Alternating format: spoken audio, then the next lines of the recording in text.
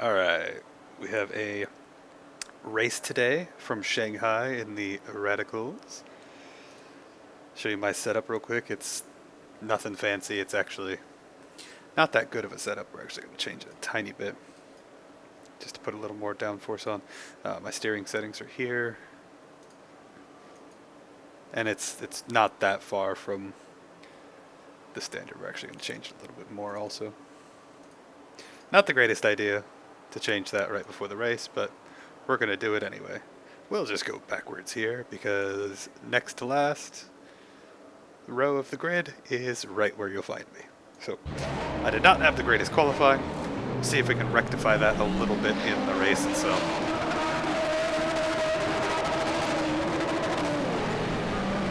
Not a very good start from me, but it could have gone worse. This is at Shanghai Sunset. This is the sunset lighting model for this Shanghai circuit. It is a pretty fun circuit. It's a little odd in a few places, but the first and second turn right here are absolutely fantastic. They have to feather off the power and then feather on the power. It's just really, really fun. Try and get a couple cars early here while everybody's all bunched up. Tried to put the power on a little quickly there.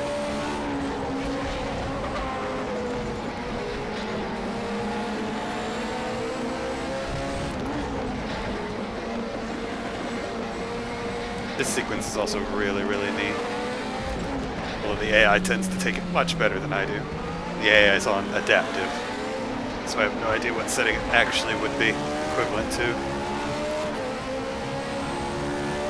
But it's actually really fun to race against the AI anymore. That change has been just fantastic, and adaptive is actually very usable now. Whereas before it would Before, adaptive AI would basically just set the AI out of reach very, very quickly, to the point where they were very, very quick and you couldn't really do anything about it. Whereas now, it sets them to a very, very comfortable level, where you actually have to battle your way through pretty hard. And with all the AI changes, you actually can battle your way through now. In an actual fun way, with predictable AI, so you know where to put your car, and you know where they're going to put theirs.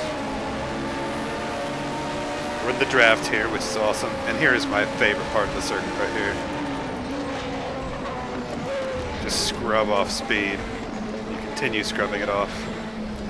Right there, you hit second, let it run out a little bit, and then cut it right back. And it feeds right into this second corner, where you do the exact opposite. You just feed the power on and on. I fed it on a little too quickly. You can see how quickly the course can bite you back.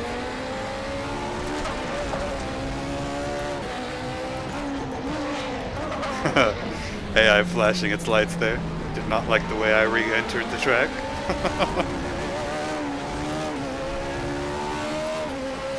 Got the traction on 25 already. Might have to kick it up to 50 if my right foot keeps not cooperating. These Radicals are a ton of fun to drive though.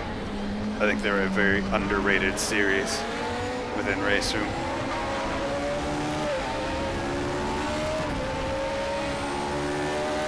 It's very similar to a prototype challenge car from the Tudor United Sports Car Series, where you've basically got one spec car that is prototype-esque, but does not have quite the downforce that a raw LMP2 car would, but allows everybody to compete on an equal footing in a car that still has quite a bit of downforce. But it also doesn't have the super high fenders like a prototype does, which makes it a lot easier to see out of.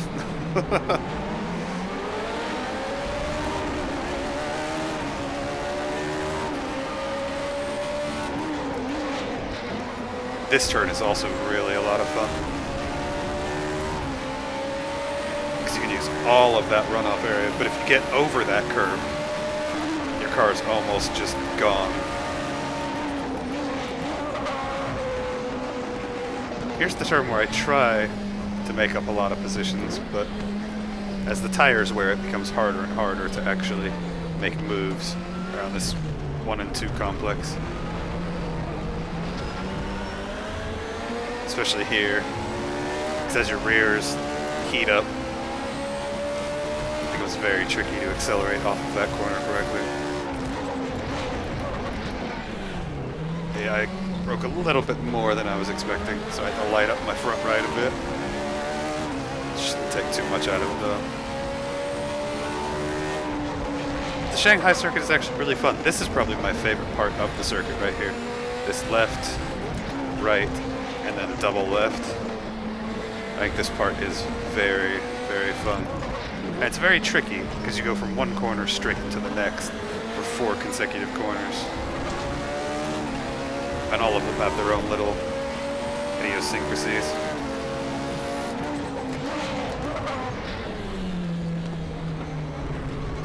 Now this corner complex is actually really tricky. You have to feather on the throttle here, stay mostly off of it, and then really work the throttle in as you come around. It's really hard to tell though when the car is really going to bite in terms of grip and when it's just going to push you off in that long right-hander. Because if you guess wrong and you go wide, there's just no room to work out there. And you end up with no grip and you're way wide. 2 combinations which you don't really want. However, if you don't feather the throttle on enough, then you just end up leaving speed on the table, which is never good. Now, since I'm diving to the inside, I broke a little bit more than I normally would to make sure that I did not push that car out. But this is where I tend to make up most of my time on the AI, and then I tend to lose it the rest of the way around. The AI has the rest of this circuit figured out much better than I do. And it's actually a surprising circuit where multiple times you hit first gear in most cars. Whereas with a lot of circuits, you barely hit first gear once, if that. And a lot of times you're really trying to avoid first gear for various reasons. So, I don't know, it becomes a very interesting circuit. There are 3 layouts to it, in Raceroom in particular. There's this layout, the GP layout. There's also the World Touring Car layout. And then, finally, there is the short course. I always forget what it is called. It's a really, really short course.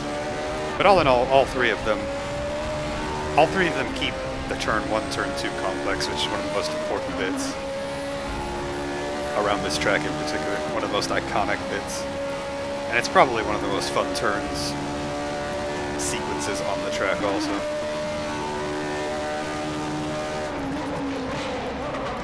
And the very short version, the short course, actually cuts out the long straightaway. But both the GP layout, which we are on now, and the touring car layout use that very long straightaway. But because of the way this circuit is designed, you'll get the most fun, I think, out of a very high-powered vehicle. Now that being said, low-powered vehicles, I think, can still have quite a bit of fun, but I think mostly they're going to be relegated to the short course, because that long straightaway is just really going to make their engines work a little too hard, and it's just not going to be that interesting all the way down that long straightaway in a car that's really struggling to get up to speed. A little bit of a traffic jam here. Luckily, if you're going slow enough and you hit them a square, you can keep keep yourself and the car in front of you pretty steady with a minor collision like that.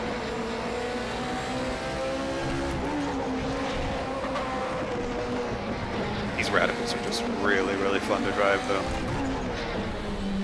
Again, they're not really a P1 category car. I mean, they're definitely not a P1 category car, but they're also just a little bit below a P2 category car. But because they are a spec series where there's only one, you end up with a very, very tight field most times. And it really comes down to the driver and the setup to figure out where you can make the most time. They also wear their tires very differently from the prototypes. The prototypes basically don't wear their tires hardly at all. Whereas these, as you can see over on the right hand side, after 10 minutes, I've worn about 2% off each of the corners of the car.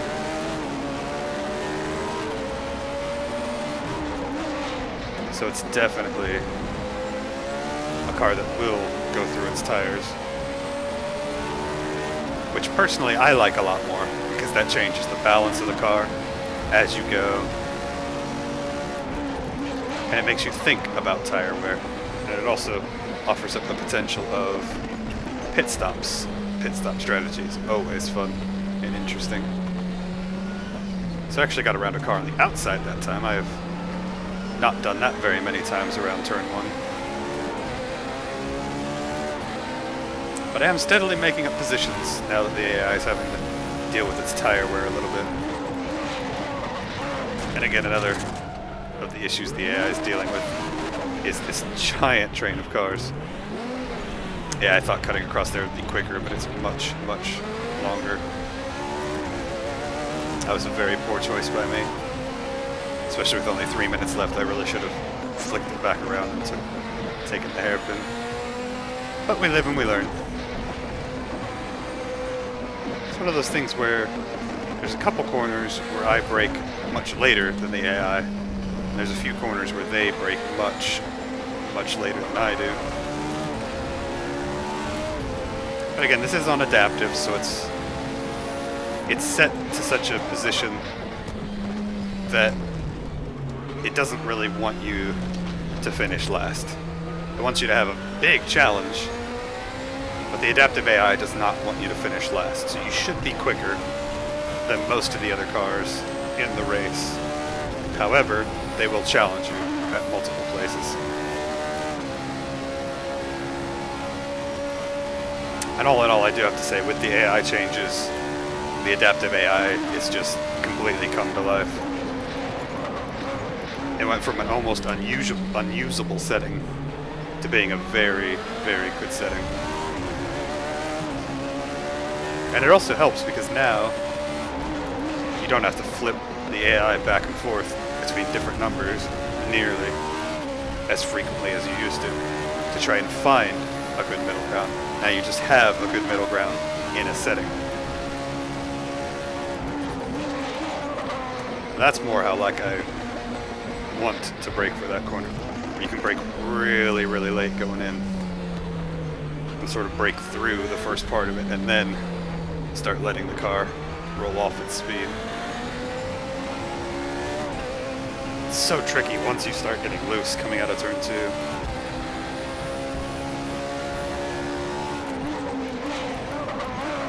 We have caught back up. I think we will have... This might be the last lap, actually. Because laps are about 2 minutes long. So this very well may be the last lap. I'd like to finish ahead of 20th, but... all in all, this hasn't been too bad of a race. Like, I definitely had more in it if I had been able to avoid some of those taps into the rear of other cars, which really spun my car around. But most of those are my own fault for not looking and seeing where the AI was going to be. And part of that is also because I'm so used to it making different decisions than it does now, because those are the decisions it used to make. So, 6 of this, half dozen of the other. Either way, the main point still remains that the AI is very fun to race against now. And these radicals are very fun, and Shanghai is very fun. Not to mention very pretty, obviously. Oh, we might actually get another lap. Oh. Again, it's tricky to know how the AI is going to act as their tires start to wear. But all in all, they still act much better than they used to. And that's one of the big keys. Because now single player is actually enjoyable to race in. Whereas before it was just exercise in how annoyed do you want to get today. And now it's very much how much fun do you want to have today. And I have to say, I've tried the AI in prototypes, I've tried them in radicals, I've tried racing against them in GT cars, in touring cars. They are fun in any car that they drive right now. And one of the most important bits is they are actually challenging because of where they tend to pick up their speed. Like there, we're on the exit of that corner because that car was on the outside. I was able to carry more speed in. But I still have to line into this corner. But he's hanging with me. And one of the keys is if you give the AI room, they will race you hard, but they will generally also race you very clean. The only exception being every once in a while when they brake a little harder than you expect into a corner. But that happens in actual racing also, so it's not really a bad thing, just a thing you have to adjust to. Let's see if I can't get one more spot here. Try really deep braking. Oh, I went really deep. I'm gonna try and make a move on the outside here. Oh, it's gonna be tough. I think I may have... Oh! I would have made it work if I had not gotten on the gas a little bit too much. And now I'm gonna lose all these other positions trying to get it back on track. Oh. So 18th place finished, spoiled all of my own accord. Back down into last. Bum, bum, bum, wow.